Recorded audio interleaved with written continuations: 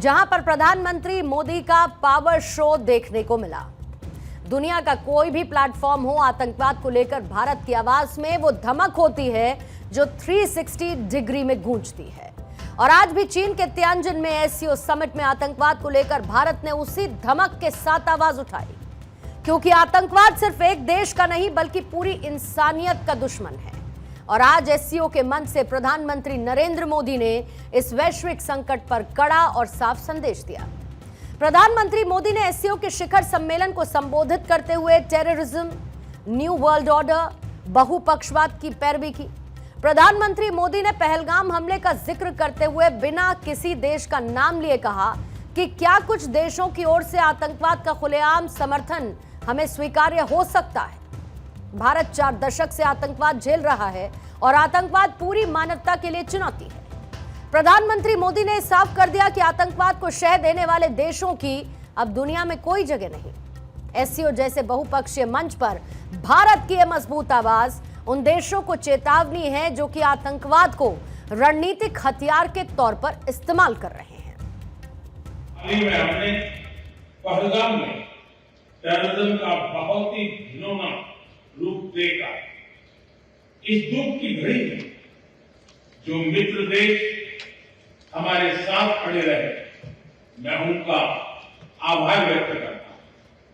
यह हमला केवल भारत की अंतरात्मा पर ही आघात नहीं था, यह मानवता में विश्वास रखने वाले हर देश, हर व्यक्ति को खुली चुनौती थी।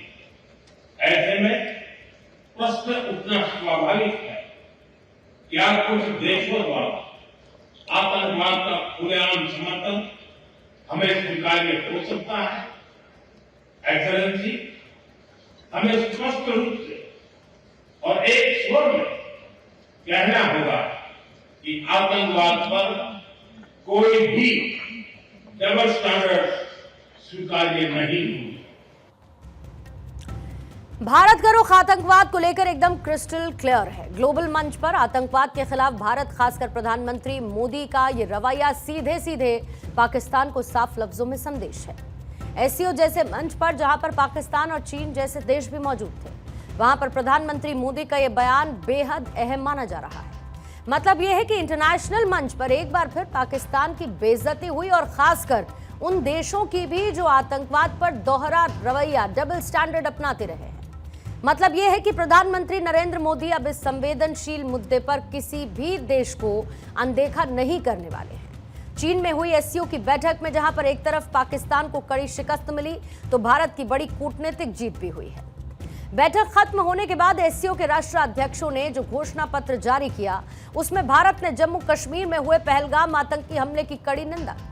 इस घटनाक्रम को पाकिस्तान के लिए फजीहत के तौर पर देखा जा रहा है और भारत के लिए बड़ी बात है कि जिस मंच पर चीन जैसे दिग्गज देशों के राष्ट्राध्यक्ष मौजूद थे, खासकर पाकिस्तान के पीएम शहबाज शरीफ भी, घोषणा पत्र में पाकिस्तान के सामने ही पहलगाम हमले की निंदा करते हुए आतंक के खिलाफ लड़ाई लड़ने का संकल्प लिया गया।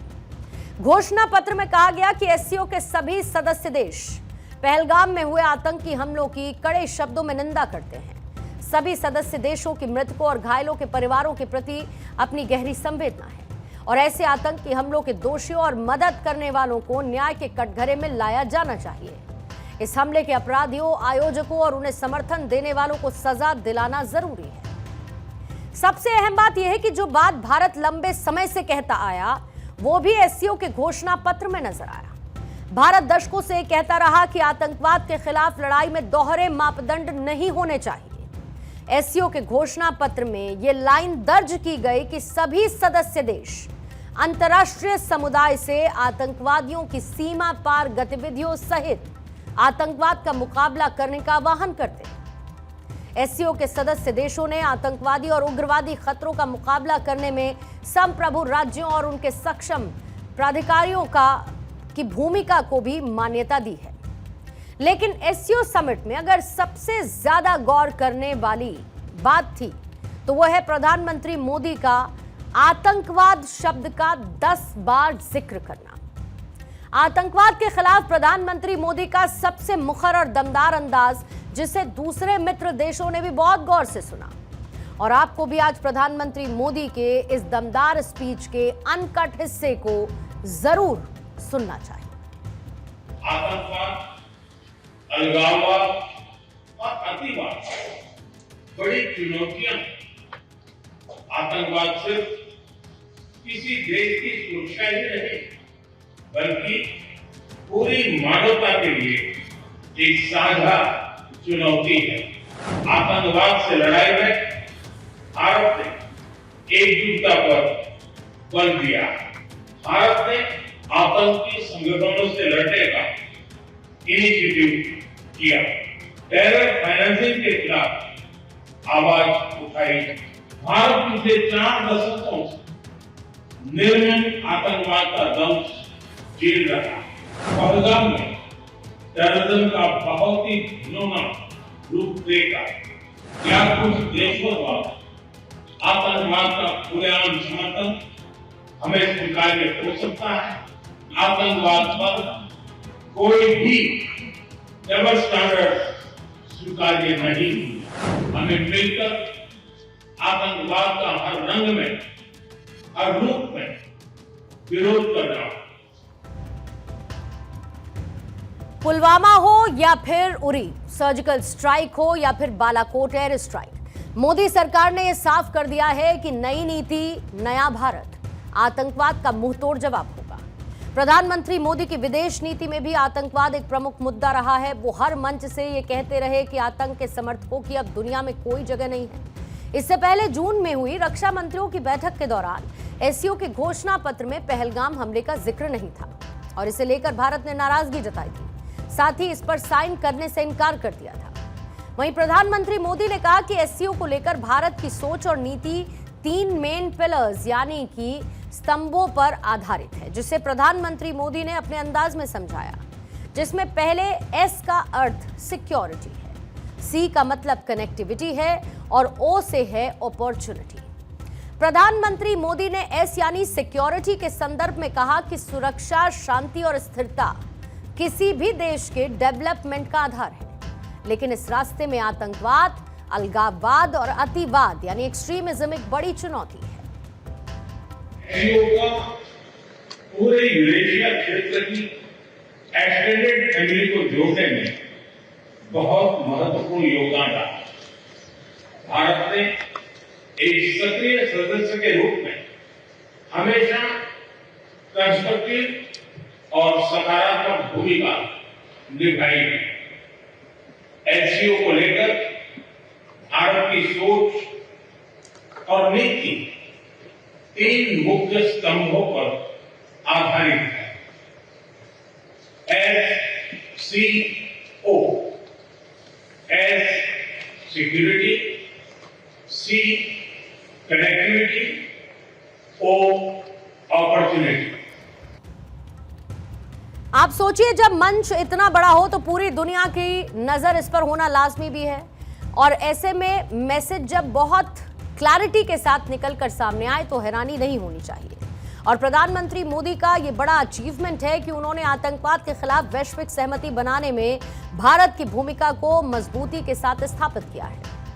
अब आपको एक तस्वीर दिखाते हैं जिसकी चर्चा दुनिया भर में हो रही है।